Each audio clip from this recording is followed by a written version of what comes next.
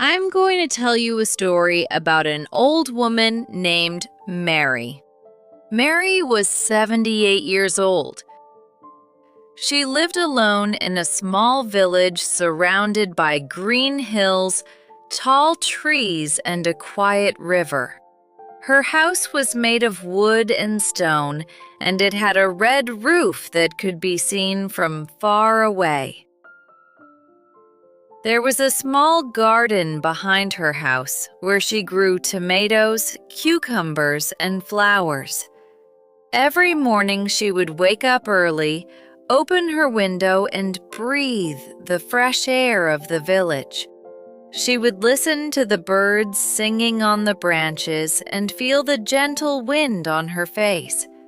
She always smiled, even though she was alone.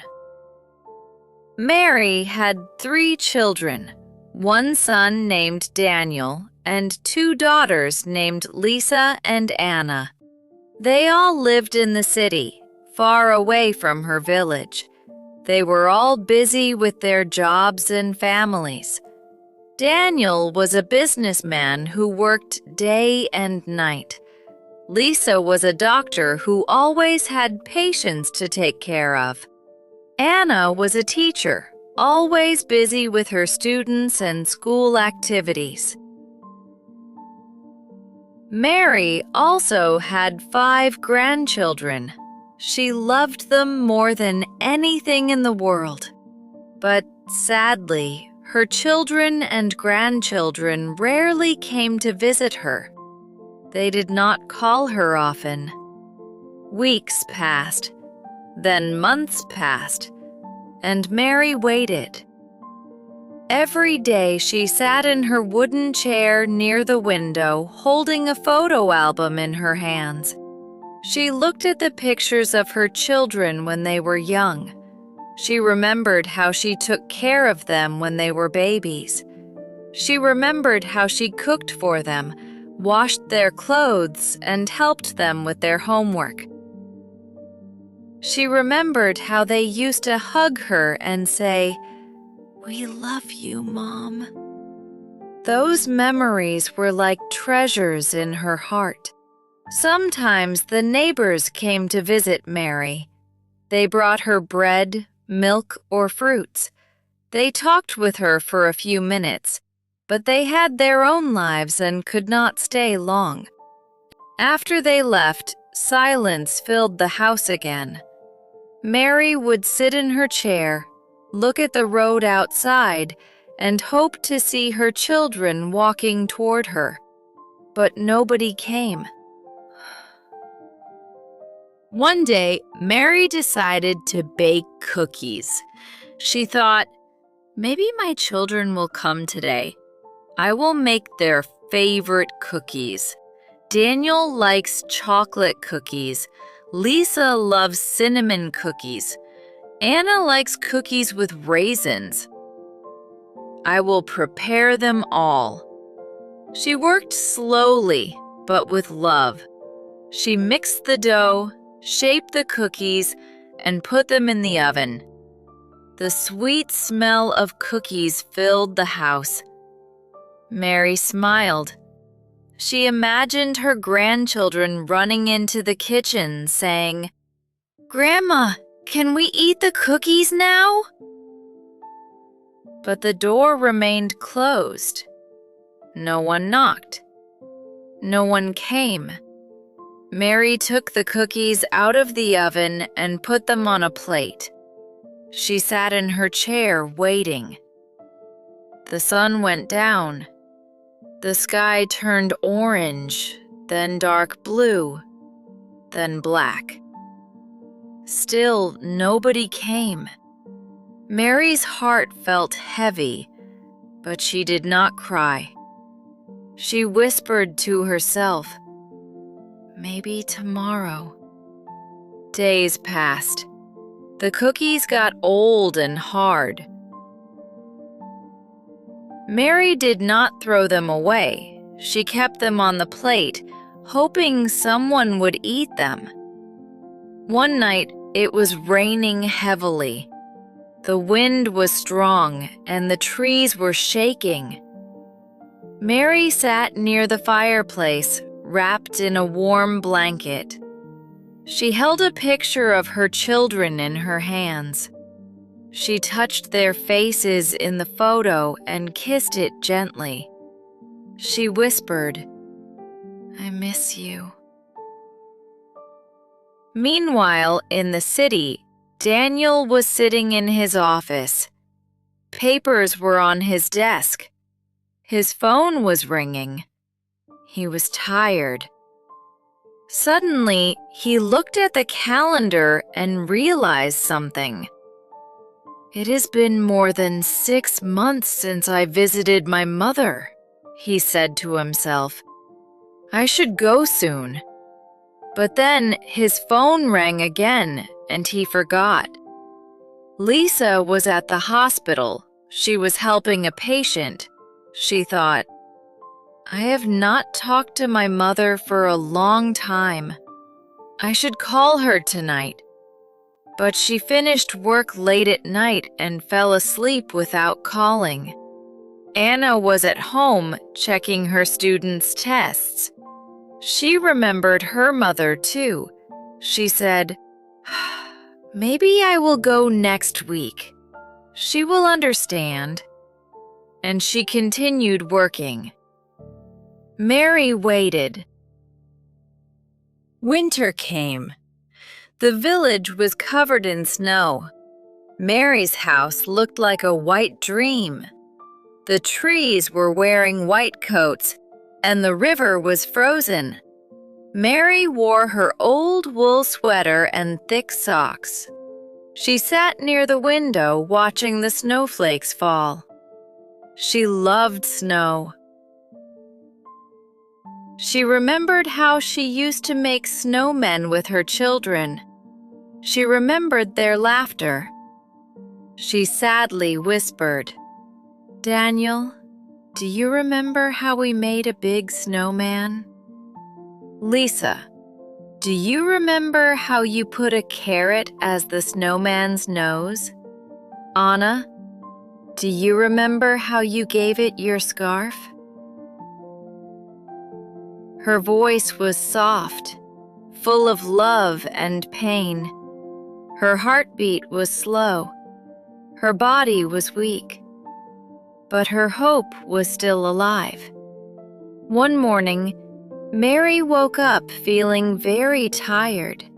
She could not walk easily. She sat in her chair and took the photo album again. She looked at the pictures for a long time. She touched every face in the photos. She placed the album on her lap and closed her eyes. A tear rolled down her cheek. "I hope they know I love them," she whispered. That afternoon, Daniel received a message from one of the neighbors in the village. It said, "Your mother is very weak. Please come." Daniel felt a sudden pain in his heart. He immediately called Lisa and Anna. "We must go now," he said. Lisa left the hospital quickly. Anna left the school. They all got into their cars and drove to the village. The road was long and cold. Snow was still on the ground. They were silent during the drive. Each of them was thinking, "Why didn't I visit her earlier? Why did I wait so long?" Tears filled their eyes. When they arrived at the village, the sun was setting. The sky was golden.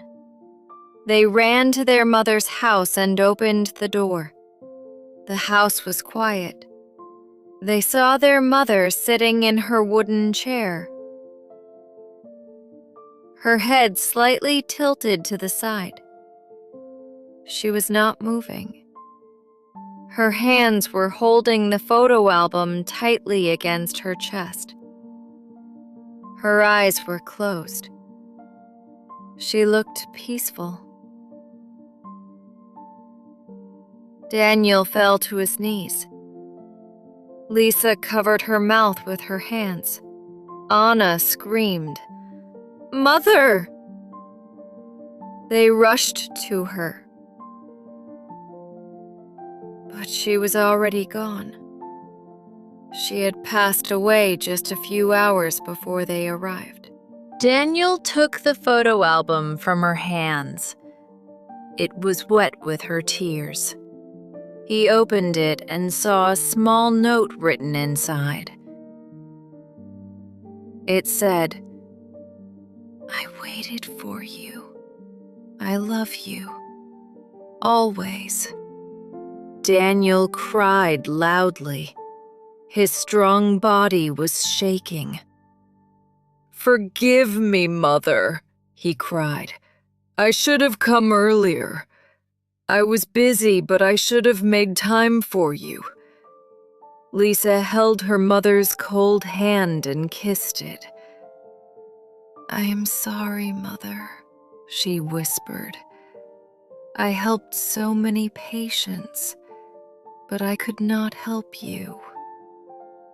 Anna hugged her mother's body and sobbed.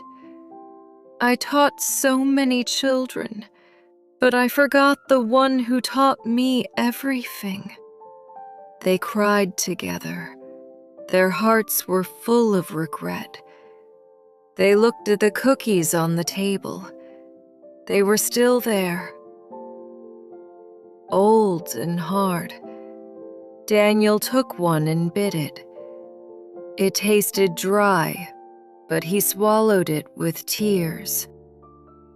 "She made these for us," he said.